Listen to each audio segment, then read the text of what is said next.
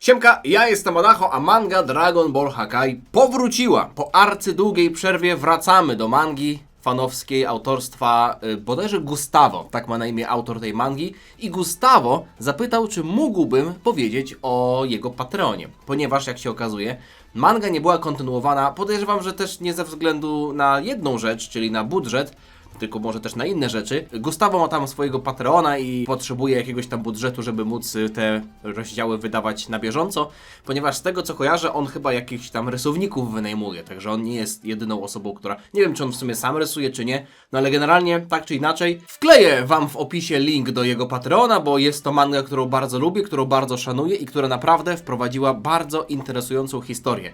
Ta historia to jest coś dość skomplikowanego, więc żeby nie przedłużać dzisiejszego odcinka, bo gdybym miał wam przypomnieć, jak to wyglądało, bo ostatni odcinek w zasadzie był w sierpniu zeszłego roku, no to nie będę wam teraz tłumaczył, jak to wyglądało. Po prostu odeślę was albo do mangi, na stronie dragonballhakai.com będziecie mogli sobie to przeczytać na własną rękę, a jeśli chcecie po polsku moje omówienia, to oczywiście na moim kanale też jest playlista. Ale w skrócie mówiąc, to jest strona ostatniego rozdziału, w zasadzie ostatniego, który omawialiśmy, 28.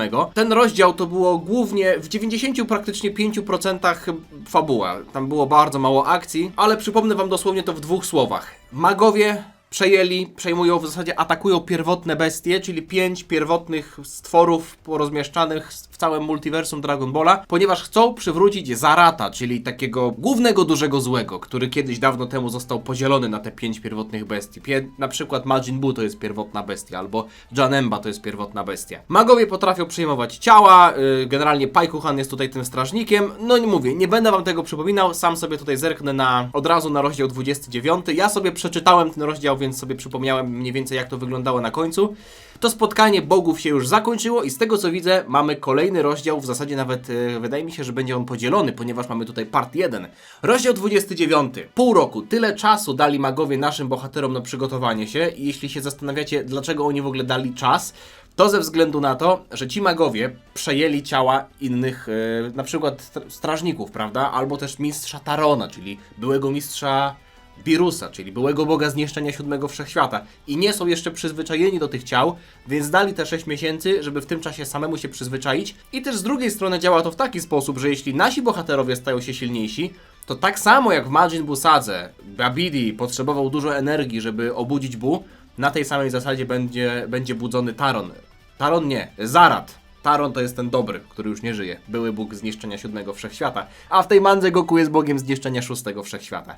Po spotkaniu bogowie z szóstego wszechświata wrócili. Jest i Dominika! Stęskniłem się za tobą, Dominika! Jest i Vados, akurat za Vados się nie stęskniłem, bo ją dosyć często widzę. O człowieku, to spotkanie było intensywne. Wygląda na to, jakbyśmy mieli duży problem do rozwiązania. Goku z uśmiechem na ustach oznajmia. Tak, tylko wojna, która będzie obejmować wszystkie wszechświaty. Nikt nie będzie bezpieczny. Wszyscy muszą się przygotować. Albo życie, albo śmierć. Nie ma nic pomiędzy. Przez te 6 miesięcy będę trenował bardzo ciężko, żeby opanować moje moce Boga Zniszczenia. Żeby kontrolować te moce, no bo przecież pamiętajmy, że zanim byliśmy świadkami tego spotkania i tych akcji tutaj w Pałacu Zeno, mieliśmy bardzo dużo rozdziałów poświęconych na walkę Goku i Odisu.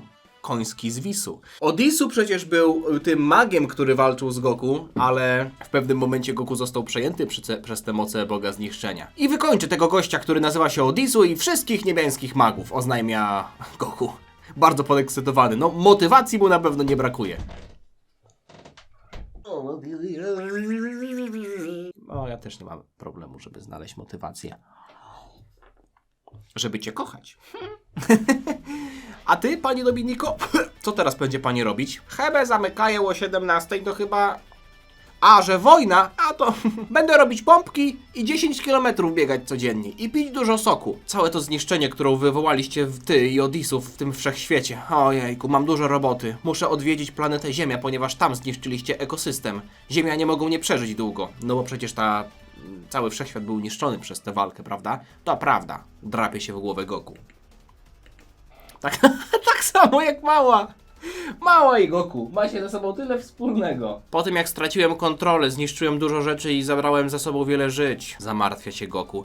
Proszę się nie przejmować, panie Goku. Z tego co rozumiem, to nie był pan sobą, więc proszę się nie obwiniać.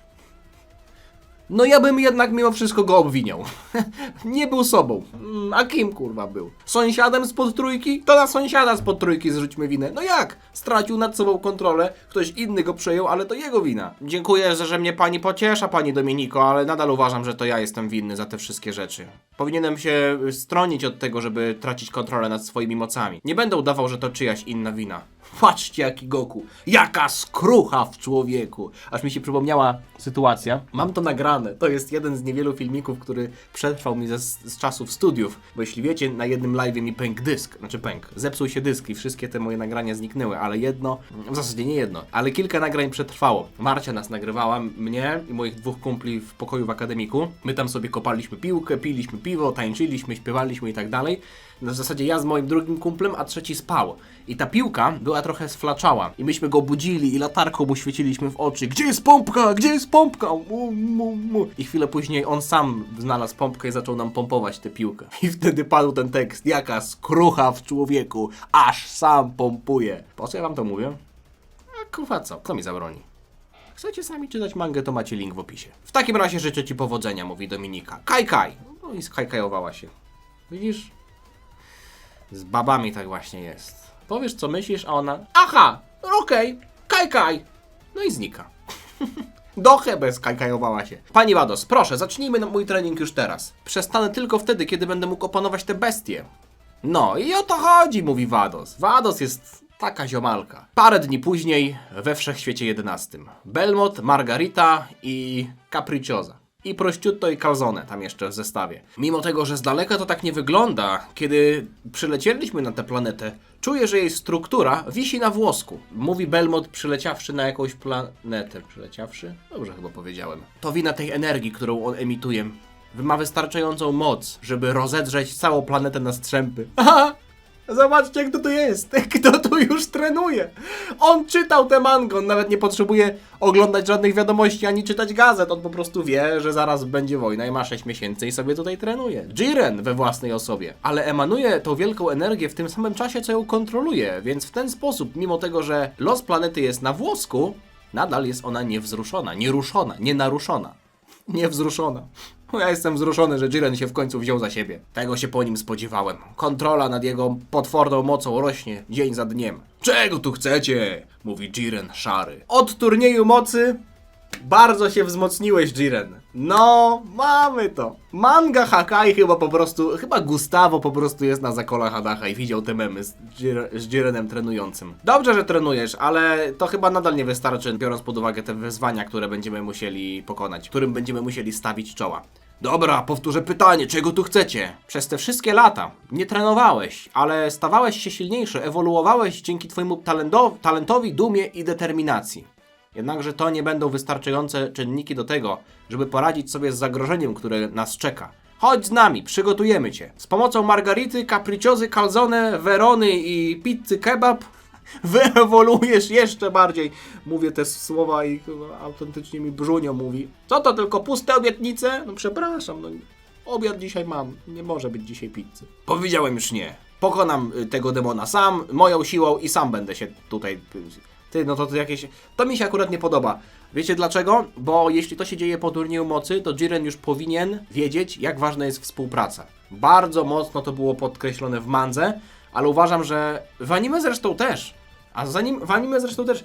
I w obu wersjach Dragon Balla Super po turnieju mocy Jiren wyciągnął wnioski i wiedział, jak ważna jest współpraca i już nie był takim nadętym gburem, samolubem. To mi się akurat tutaj nie podoba. Chyba że nie wiem, ma okres, truskawkowe dni czy coś takiego i ma po prostu zły humor. Za 6 miesięcy niebiańscy magowie mają zamiar wdrożyć swoje plany w życie, a jeśli Kalimor z nimi poszedł, Kalimor to też jest taka pierwotna bestia, jedna z tych 5, to znaczy, że ma zamiar złączyć się z innymi pierwotnymi bestiami i stać się ponownie Zaratem. Zarat to taka eksodia z Yu-Gi-Oh! 5 pierwotnych bestii jak się złączy, to jest Zarat, bo Zarat właśnie został podzielony wiele lat temu. Innymi słowy, mamy tylko 6 miesięcy, żeby wzmocnić się na tyle bardzo, żeby być w stanie go pokonać. Trenowałeś już sam przez wiele dekad, ale wygląda na to... Przed chwilą powiedzieli, że nie trenował do tej pory.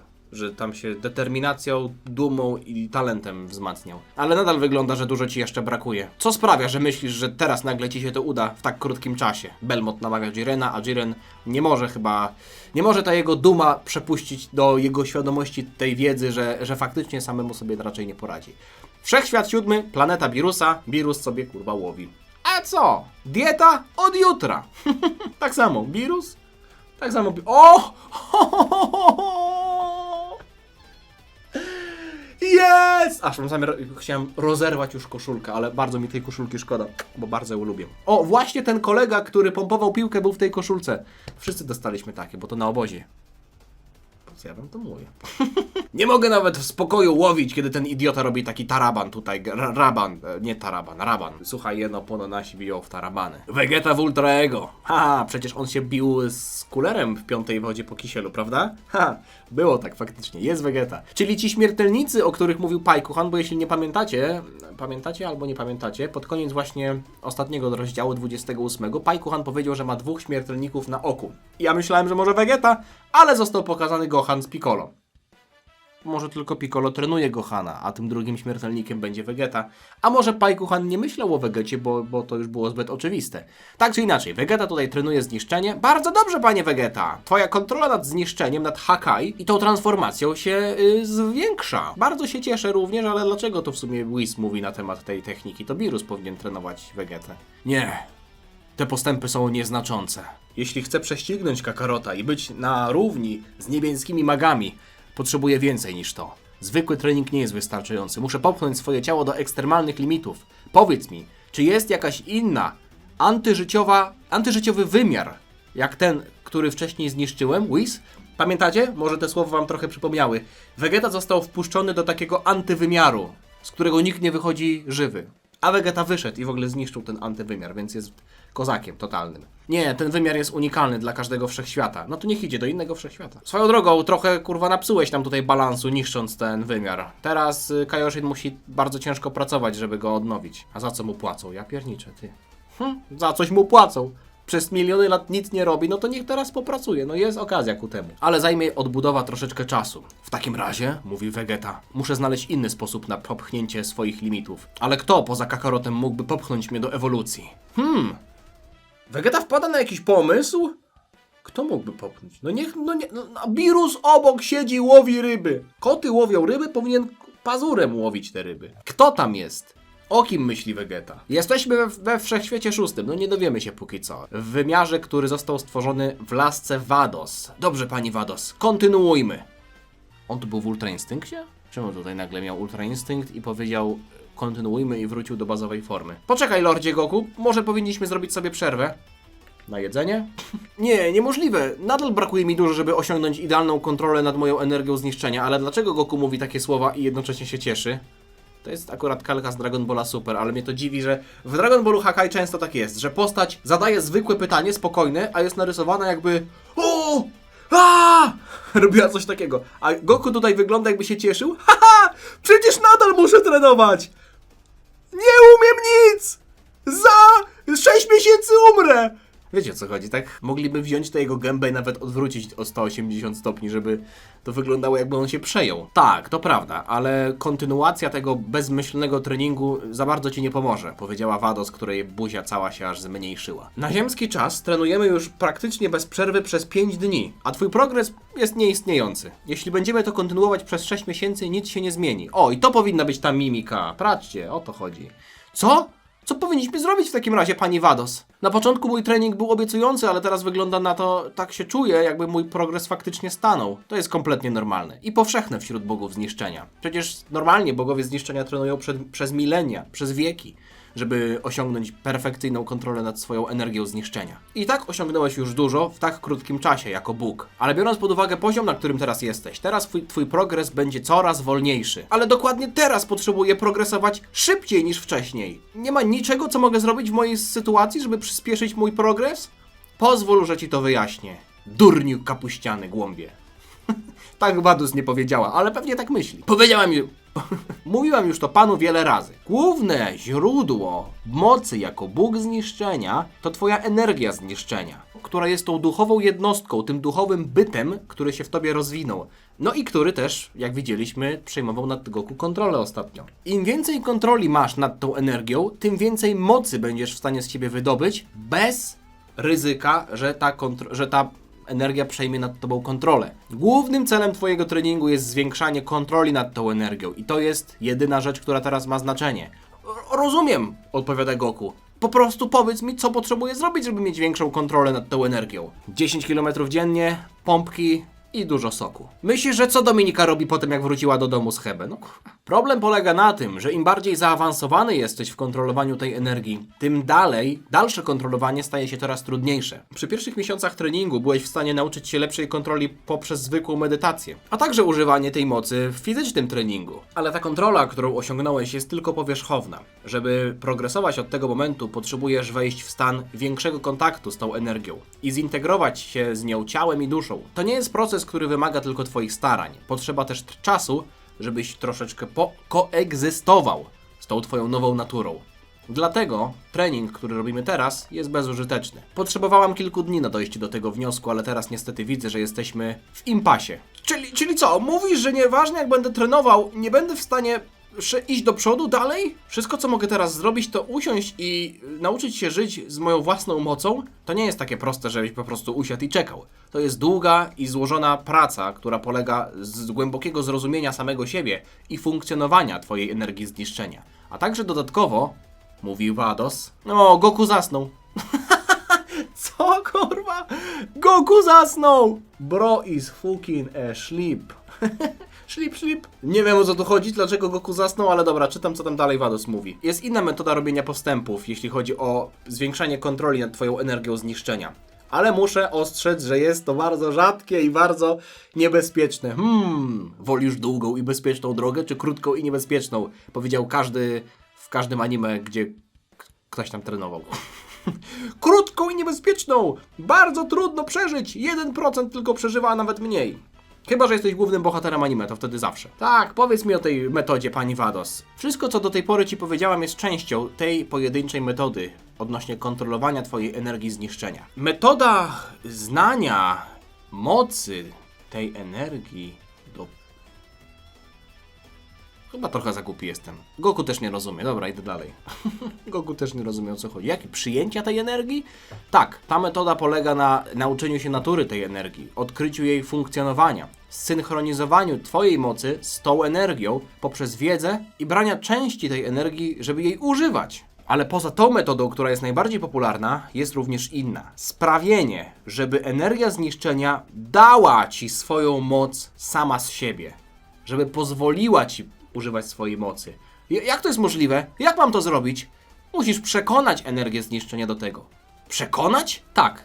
Jeśli będziesz w stanie przekonać swoją energię zniszczenia, żeby ona dała ci moc, nie będziesz potrzebował czasu, żeby uczyć się, jak ją kontrolować. Od momentu, w którym osiągniesz relację kompletnej współpracy z energią zniszczenia, twoje moce będą miały lepszą synchronizację i osiągniesz maksymalny potencjał Boga zniszczenia. Czyli w skrócie mówiąc, ta cała paplanina została skondensowana do tego, że albo się uczysz i osiągasz krok po kroku wiedza, jak to robić, czytasz książkę, albo mówisz do tej energii, ej energio, a mógłbym w sumie ciebie używać tak od razu, a ona mówi 5 zł.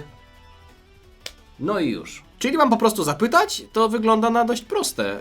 Dlaczego ta metoda jest taka rzadka? Zadanie pytania jest proste, ale trudną rzeczą jest to, żeby energia to zaakceptowała. Jak mogłeś zauważyć, natura energii Boga zniszczenia jest dość żarłoczna i perfidna. Osiągnięcie jakiegoś paktu, którym mógłbyś ufać z tą energią zniszczenia, będzie bardzo trudne. Znam tylko 2 bogów zniszczenia, którym się udało to do tej pory i są uważani za najpotężniejszych niszczycieli w historii. I widzimy tutaj Pai Kuchana, który jest oczywiście byłym bogiem zniszczenia 7 wszechświata i chyba to jest kurwa Tapion? Czy pan Wirus do nich należy? Nie.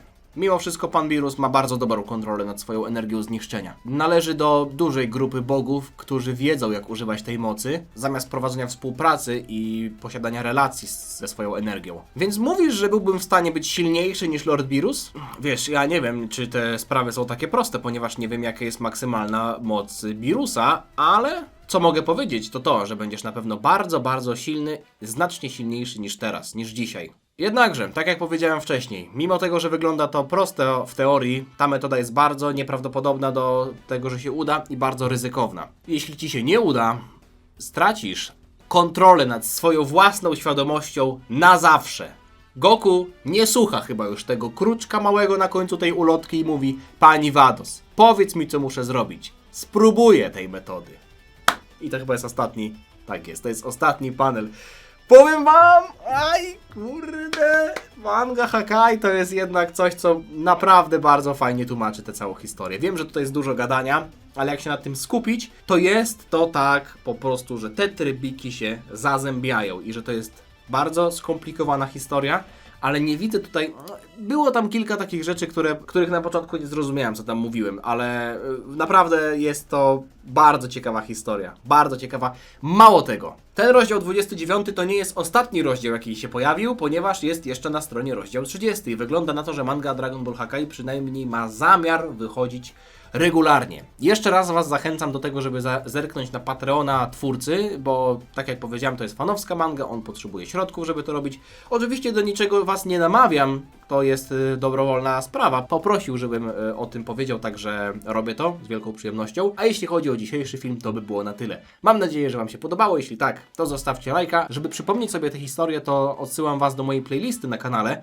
Wydaje mi się, że jak sobie kilka ostatnich rozdziałów przypomnicie omówień, to będziecie już mniej więcej pamiętać, o co chodzi, ale jestem ciekaw, jak to będzie wyglądać. Bardzo, bardzo się cieszę, że manga Dragon Ball Hakai wróciła i trochę się obawiałem, że nie będę kumał tego, co się dzieje, nie będę może już tak bardzo zaangażowany w tę historię. Nic bardziej mylnego. Ten rozdział mi się podobał. Jeśli wam się podobał, to wiecie, co macie robić. Zostawcie suba, żeby niczego nie przegapić, a ja wam życzę miłego, spokojnego dnia. Trzymajcie się.